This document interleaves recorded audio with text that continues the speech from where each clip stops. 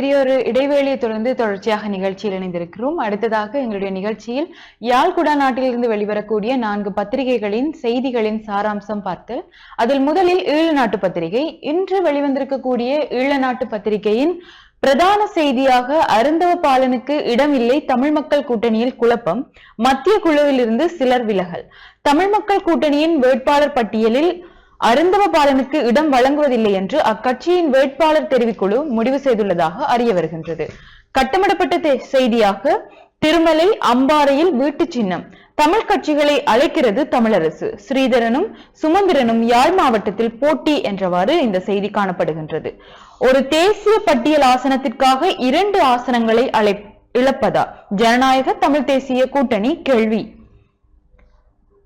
ஆட்சி அமைப்பு தொடர்பில் தமிழரசு எம்முடன் பேசலாம் கூறுகிறது தமிழ் மக்கள் தேசிய சக்தி என்றவாறு செய்திகள் காணப்படுகின்றது. 80 வகை மருந்துகள் நாட்டில் தட்டுப்பாடு. நாட்டில் தொடர்ந்தும் 80 வகையான மருந்துகளுக்கு தட்டுப்பாடு காணப்படுவதாக சுகாதார அமைச்சு தெரிவித்துள்ளது. கட்டமிடப்பட்ட செய்தியாக வாகன இறக்குமதி ஆரம்பம். பொது போக்குவரத்து சேவைக்காக பஸ் உள்ளிட்ட வாகன இறக்குமதி ஆரம்பிக்கப்பட்டுள்ளது. கடந்த 1ஆம் திகதியில் இருந்து இவ்வாறு வாகனங்கள் இறக்குமதி செய்ய ஆரம்பிக்கப்பட்டுள்ளதாக நிதியமைச்சர் தெரிவித்துள்ளது என்றவாறு இன்றைய ஈழநாட்டு பத்திரிகையின் முன்பக்க செய்திகள் காணப்படுகின்றது. இனி உட்பக்க செய்திகளை பார்க்கலாம். இந்திய பாதுகாப்பு நலன்களுக்கு இலங்கையால் பாதகம் ஏற்படாது, ஜெயசங்கரிடம் ஜனாதிபதி வாக்குறுதி.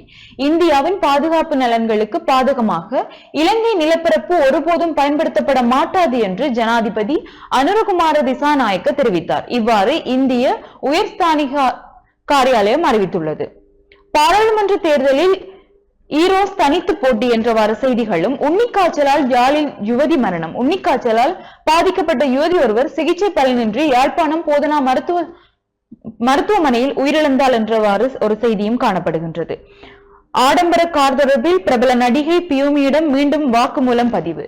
தமிழர்கள் பலவீனப்படுத்தப்படுவதற்கு அரசியல் கட்சிகளே காரணம். தமிழ் மக்கள் கடந்த 15 ஆண்டுகளாக அரசியல் மயப்படுத்தப்படாமையும் தேசமாய் அணிதிரட்டப்படாமையுமே அனைத்து தளங்களிலும் பலவீனப்பட்ட மக்களாய் போக காரணம். தமிழ் மக்களின் அரசியல் தனியே அடையாளத்திற்கானதன்று, இது இறைமைக்கானது. தமிழ் தேசியம் என்பது வாழ்க்கை முறை. அதனை தேர்தல் கால வெற்றி கோஷமாக மாற்றியமைத்தது சிங்கள பௌத்த நிகழ்ச்சி நிரலுக்கு துணை போன தமிழ் அரசியல் கட்சிகளே என்று யாழ்ப்பாண பல்கலைக்கழக மாணவர் ஒன்றியம் தெரிவித்துள்ளதாக ஒரு செய்தியும் இங்கே காணப்படுகின்றது. மதுபான சாலைக்கு எதிராக பொதுமக்கள் ஆர்ப்பாட்டம். யாழ்ப்பாணம் நீர்வேலி பகுதியில் திறக்கப்பட்டுள்ள மதுபான சாலைக்கு எதிராக பொதுமக்கள் போராட்டம் நடாத்தியுள்ளதான செய்தியும் இங்கே காணப்படுகின்றது. யாழ்ப்பாண கல்வி வலயத்தின் செயல்பட்டு மகிழ்வோம் விழா இடம்பெற்றுள்ளது.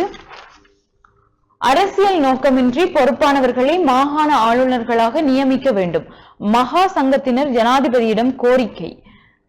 சிலிண்டர் சின்னத்தில் போட்டியிட ஸ்ரீலங்கா சுதந்திர கட்சி தீர்மானம். நிமால் ஸ்ரீபால டி செல்வா தகவல்.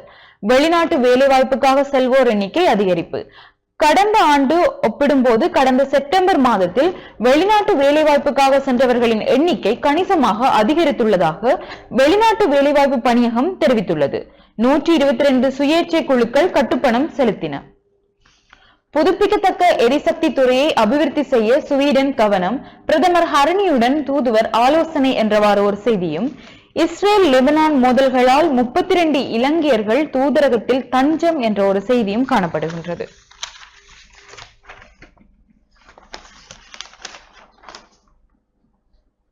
தமிழ் தேசிய ஒற்றுமையை ஒன்றுபட்டு நிலைநாட்டுவதற்கான இறுதி சந்தர்ப்பம் நவம்பர் 14 என்ற ஒரு செய்தியும்.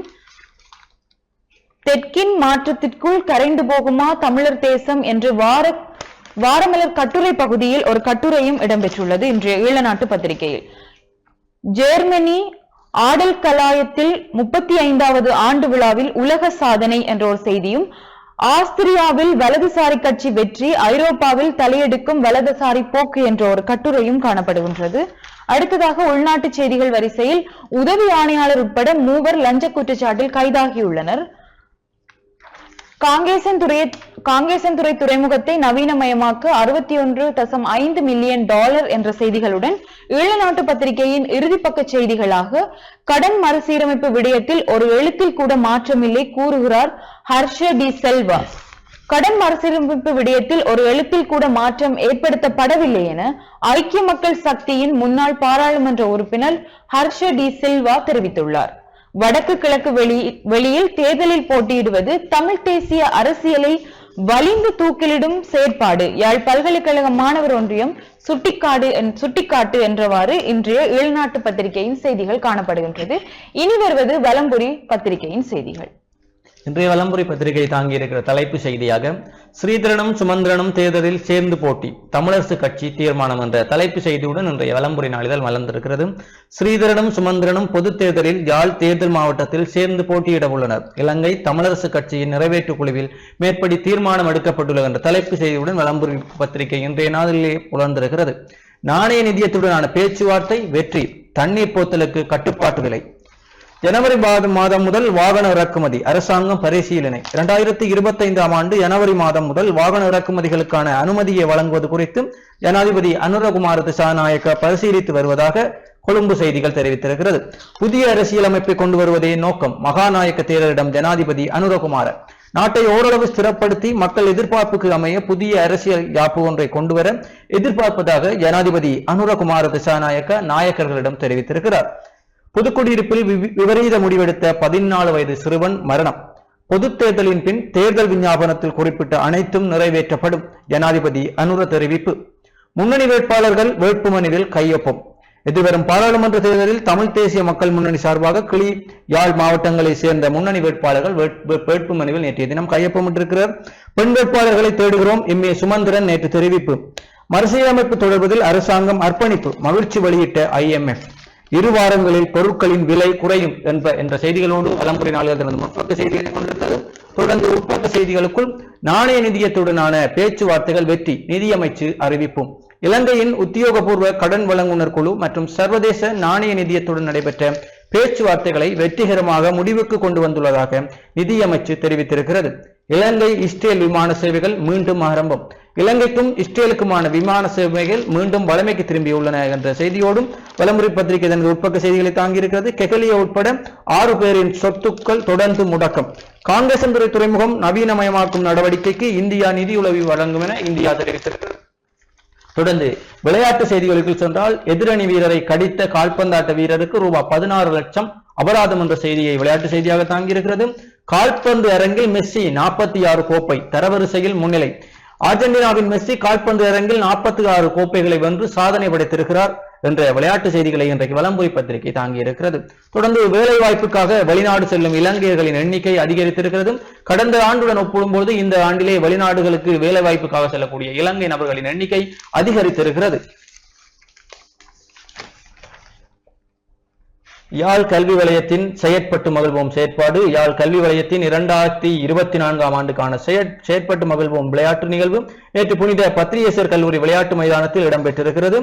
யாழ் பல்கலைக்கழகில் 5வது அனைத்துலக தமிழியல் ஆய்வு மாநாடு தொடர்ச்சியாக பல்கலைக்கழகம் பொன்விழா ஆண்டை நெருங்கி இருக்கிற நிலையிலே பொன்விழா நிகழ்ச்சிகளின் வரிசையிலே 5வது அனைத்துலக தமிழியல் ஆய்வு மாநாடு யாழ் பல்கலைக்கழகத்திலே விமர்சையாக நடைபெற இருக்கிறது. பசுமை அமைதி விருதுகள், விண்ணப்பங்கள் கோரல், அதே நேரம் இணைந்து ஆட்சி அமைப்பது தொடர்பில் எம்முடன் பேசலாம்.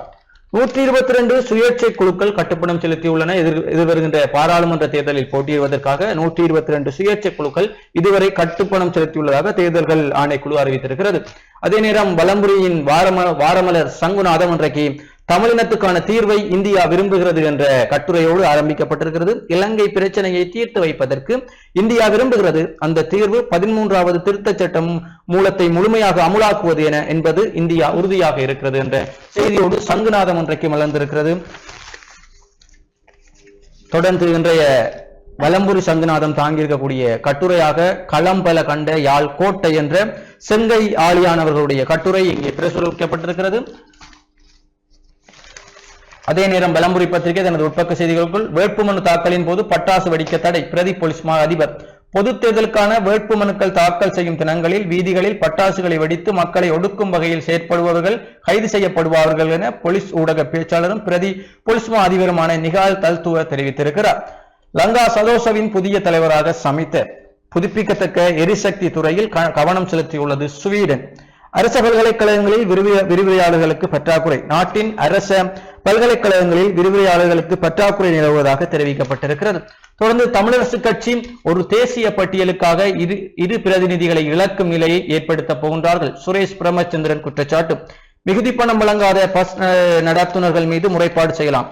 பஸ்ஸில் பயணிகளிடம் கட்டணமாக அறவிட்ட பின்னர் அதற்கான பயணச்சீட்டையும் மிகுதி பணத்தையும் வழங்காத பஸ் நடாத்துனர்கள் மீது முறைப்பாடு அளிக்க முடியும் என போக்குவரத்து ஆணைக்குழு அறிவித்திருக்கிறது. 1955 என்ற அவசர தொலைபேசி இலக்கத்திற்கு தொடர்பு கொண்டு முறைப்பாடுகளை முன்வைக்க முடியும் என போக்குவரத்து ஆணைக்குழு குறிப்பிட்டிருக்கிறது. உயிரிழந்த மகனின் பரீட்சை பருவேற்றை கேள்வியுற்ற தந்தையும் மாரடைப்பால் மரணம். அனுராதபுரம் சிறையில் உள்ள கணவனுக்கு உணவு வழங்க சென்ற மனைவி கைது என்ற செய்திகளை விளம்பரி பத்திரிகை இன்றைக்கு தாங்கி இருக்கிறது.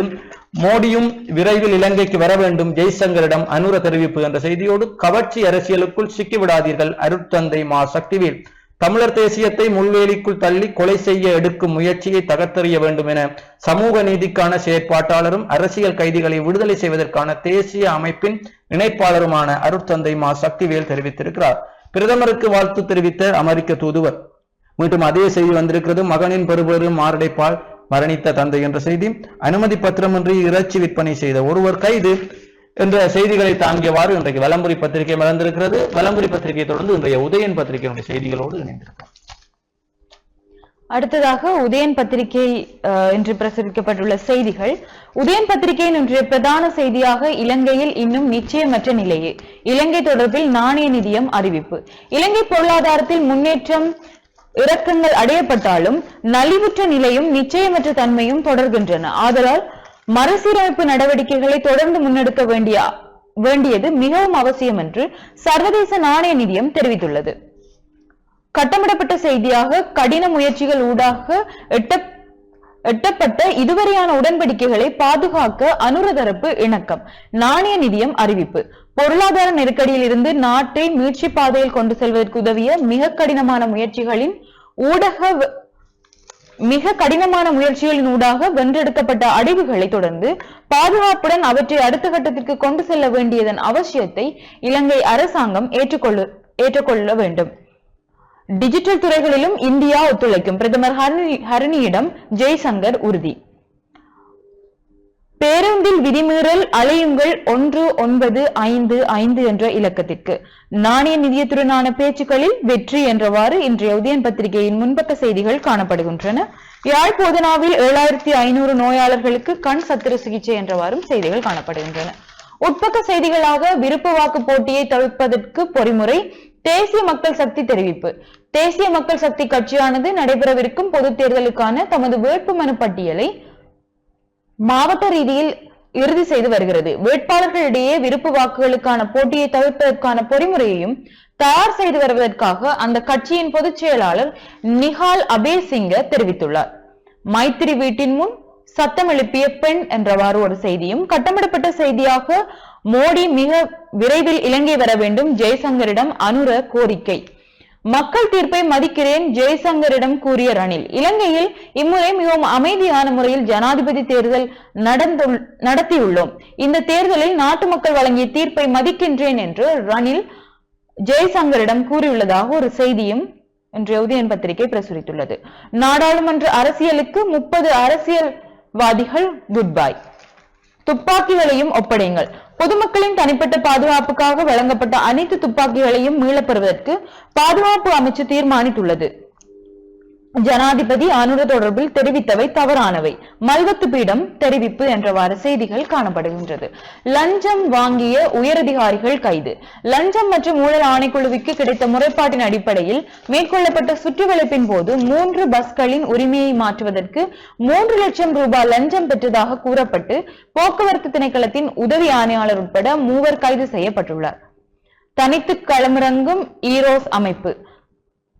நிமால் அணி சிலிண்டரில். நடைபெறவுள்ள நாடாளுமன்ற தேர்தலில் ஸ்ரீலங்கா சுதந்திர கட்சியின் நிமால், ஸ்ரீபால, டி செல்வா தரப்பினர் எரிவாயு சிலிண்டர் சின்னத்தில் போட்டியிட தீர்மானித்துள்ளனர். 19 ஆண்டுகளின் பின்னர் திறக்கப்பட்ட வீதி. கட்டமிடப்பட்ட செய்தியாக தேசிய மக்கள் சக்திக்கு குவியும் விண்ணப்பங்கள் என்றவாறு செய்திகள் காணப்படுகின்றன. அரச தனியார் பஸ் சேவை சிக்கல்கள் குறித்து ஆராய்வு. யாழ் பல்கலைக்கழகத்தில் கனலி சஞ்சிகை வெளியீடு என்ற ஒரு கட்டமிடப்பட்ட செய்தியும் யாழ் பண்ணையில் சிரமதான பணி என்ற ஒரு செய்தியும் காணப்படுகின்றது.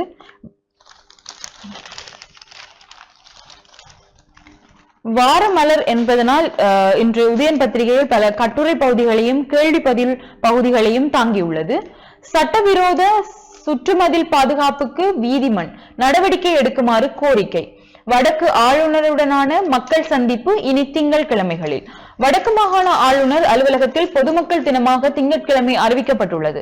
ஆளுநருடன் பொதுமக்கள் தங்களுடைய பிரச்சனைகளை நேரடியாக அலுவலக நேரங்களில் கலந்துரையாடுவதற்காக பொதுமக்கள் தினமாக முன்பு புதன்கிழமை காணப்பட்டது. தற்போது அதற்கு பதிலாக திங்கட்கிழமை பொதுமக்கள் தினமாக மாற்றப்பட்டுள்ளதாக வடமாகாண ஆளுநர் செயலகத்தால் அறிவிக்கப்பட்டுள்ளது.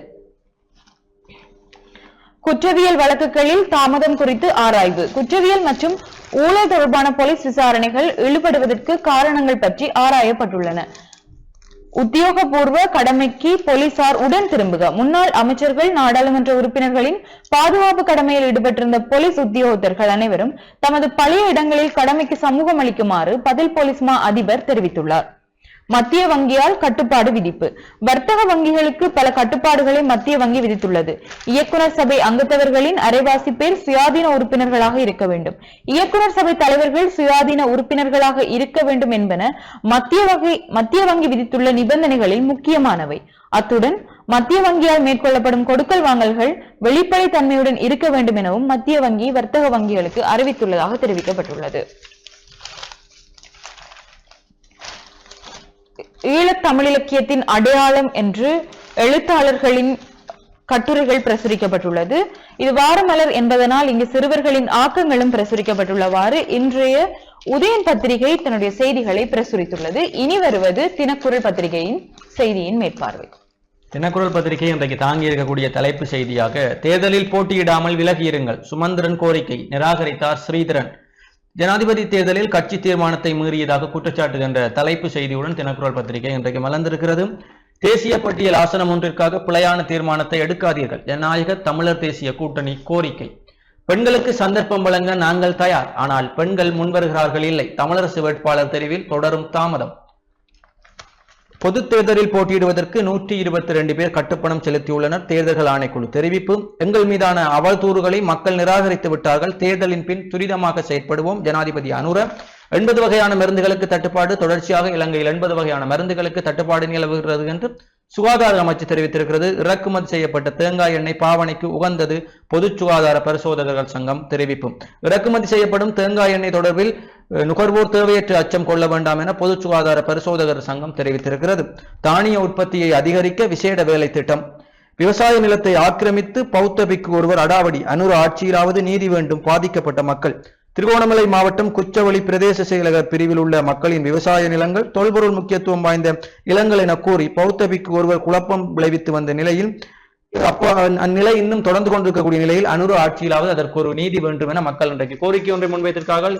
இது தினக்குரல் பத்திரிகை தனது முதலாவது பக்கத்திலே தாங்கி இருக்கக்கூடிய செய்திகள். உட்பக்க செய்திகளுக்குள்ளே எம்முடன் இணைந்து ஆட்சியமைக்க ஏனைய தரப்புகள் பேச்சு நடத்தலாம், தேசிய மக்கள் சக்தியின் உறுப்பினர் லால்காந்தர்.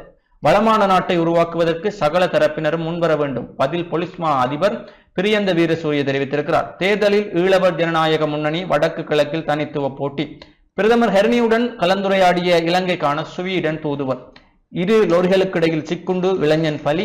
சிறையில் உள்ள கணவனுக்கு சம்பளில் போதைப் பொருள் எடுத்து சென்ற மனைவி கைது. அனுராதபுரம் சிறைச்சாலையில் சம்பவம். வாக்காளர் அட்டைகளை விநியோகிக்க அக்டோபர் 27 விசேட தினம். வாழ்நாளில் பார்க்க வேண்டிய சிறந்த நாடுகள் பட்டியலில் இலங்கைக்கு 5வது இடம் கிடைத்திருக்கிறது. லொத்தச்சீட்டுகளின் இலக்கங்களுக்கு பந்தயம் வைத்த 3 பெண்கள் கைது. மகிந்த ராஜபக்சவின் கால்டன் தோட்டத்தில் 2 3-பேஸ் மின் இணைப்பு வசதி அகற்றப்பட்டது. தொடர்ச்சியாக உட்பக்க செய்திகளுக்குள் இங்கிருந்துதான் பாதை என்று ஜனாதிபதி அனுரகுமார திசாநாயக்காவை பற்றிய ஒரு கட்டுரை ஒன்று வெளியாகி இருக்கிறது. தொடர்ந்து புதுக்குடியிருப்பில் தாய் தமிழ் பேரவையின் 4வது ஆண்டு நிறைவு விழா நடைபெற்றிருக்கிறது. முன்னாள் பாராளுமன்ற உறுப்பினர் சார்ல்ஸ் இம்முறை பொது தேர்தலில் போட்டியிடுவாரா என்ற கேள்வியோடு ஒரு செய்தி ஒன்று பிரசுரிக்கப்பட்டிருக்கிறது. முஸ்லிம் நாடாளுமன்ற உறுப்பினர்கள் தமது மக்களுக்கு மாத்திரம் சேவை செய்கின்றனர், வன்னியில் தெரிவித்தால் சியரத்ன தேரர். இளமானி கற்கை நெருக்கி விண்ணப்பங்கள் கோரல். இலங்கை திறந்த பல்கலைக்கழகத்தினால் நடாத்தப்படும் பொறியியல் இளமானி கற்கைகளுக்கான விண்ணப்பங்கள் கோரப்பட்டிருக்கின்றன. கரவட்டி பிரதேச செயலகர் சிறுவர் முதியோர் தின நிகழ்வுகள் நடைபெற்றிருக்கிறது. பாலிநகர் மகாவித்தியின் முத்தமிழ் விழா நடைபெற்றிருக்கிறது. முல்லைத்தீவு பாலிநகர் மகாவித்தியாலயத்தின் முத்தமிழ் விழா கடந்த வாரம் நடைபெற்றது. இந்நிகழ்வில் யாழ் பல்கலைக்கழக ஓய்வு நிலை பேராசிரியர் சி லிங்கராசா, துணுக்காய் வலய கல்வி பணிப்பாளர் திருமதி மாலதி முகுந்தன் போன்றோர் விருந்தினர்களாக கலந்து கொண்டிருக்கிறார்கள். யாழ் பல்கலைக்கழகத்தில் 5வது அனைத்துலக தமிழியல் ஆய்வு மாநாடு அந்த செய்திகளை உட்பக்கத்திலே தாங்கி இருக்கிறது. தொடர்ந்து மதுபான சாலை திறப்பதை கண்டித்து கோப்பாய் பிரதேச செயலகம் முன் போராட்டம். நீர்வேலி தெற்கு கிராம அலுவலர் பிரிவிற்குட்பட்ட வில்லு மதவடி பகுதியில் மதுபான சாலை திறப்பதை கண்டித்து நீர்வேலி கிராம பொதுமக்களும் பிரதேச பொது அமைப்புகளும் இணைந்து நேற்று போராட்டம் ஒன்றை முன்னெடுத்திருக்கிறார்கள். அபிவிருத்தி திட்டம் தயாரிக்க சுன்னாகத்தில் கலந்துரையாடல். அரியாலை கிழக்கில் இலவச மருத்துவ முகாம். கோப்பாய் நவமங்கை நிவாசத்தில் கௌரவிப்பு. மாணாக்க உழவர் 2024 வீட்டு தோட்ட போட்டிக்கு விண்ணப்பிக்க முடியும். தமிழ் தேசிய பசுமை இயக்கம் ஆண்டுதோறும் மாணவர்களிடையே நடாத்தி வரும் மாணாக்க உழவர் வீட்டு தோட்ட போட்டி இந்த ஆண்டும் நடைபெற உள்ளது. அதற்கான விண்ணப்பங்கள் கோரப்பட்டிருக்கிறது. அராலியில் புதிதாக கட்டிய மதில் இனந்தெரியவர்களால் உடைக்கப்பட்டிருக்கிறது. சரசாலை பொது நூலகத்தில் வாசிப்பு மாத கொண்டாட்டம். தென்மராட்சியில் சிறுவர் தின நிகழ்வு. தொடர்ந்து இந்தியாவுக்கே முதலிடம், அதற்கு பின்னரே சீனா என அனுர சமிக்கை எரிக் சொல்கம் தெரிவித்திருக்கிறார். குடிநீர் போத்தல்களின் விலை ஆரோக்கியம் குறித்து ஆராய குழு நுகர்வோர் அதிகார சபை. குடிநீர் போத்தல்களின் விலை அதிகரிப்பு, அவற்றின் ஆரோக்கியம் மற்றும் பாதுகாப்பு நிலை குறித்து ஆராய அடுத்த வாரம் குழு ஒன்று நுகர்வோர் அதிகார சபை நியமித்துள்ளது. இளஞ்சம் பெற்ற குற்றச்சாட்டில் போக்குவரத்து திணைக்கள உதவி ஆணையாளர் உட்பட 3 கைது செய்யப்பட்டிருக்கிறார்கள். பொது தேர்தலில் போட்டியில்லை, திரைப்படம் தயாரிக்கிறார் பந்துல. அமைச்சர் ஜெய்சங்கர் எழுதிய நூலின் சிங்கள மொழிபெயர்ப்பு கையளிப்பு. தொடர்ந்து இறுதி பக்க செய்திகளுக்குள் எங்களை சீண்டினால் அணுகுண்டுகளை வீசுவோம் என்கிறார் வடகொரியா ஜனாதிபதி. கடந்த 2 வார காலத்தில் லெபனானில் இஸ்ரேல் நடத்திய தாக்குதல்களில் 2000க்கும் மேற்பட்டோர் பலி என்ற செய்திகளை தாங்கியவாறு இன்றைக்கு தினக்குரல் நாளிதழ் மலர்ந்திருக்கிறார். தொடர்ச்சியாக நாங்கள் இன்று யாழ்குடா நாட்டில் வெளிவந்திருக்கக்கூடிய பத்திரிகைகளின் செய்தி தொடர்பாக பார்த்தோம். ஒரு சிறிய இடைவெளியை தொடர்ந்து இணைந்திருப்போம்.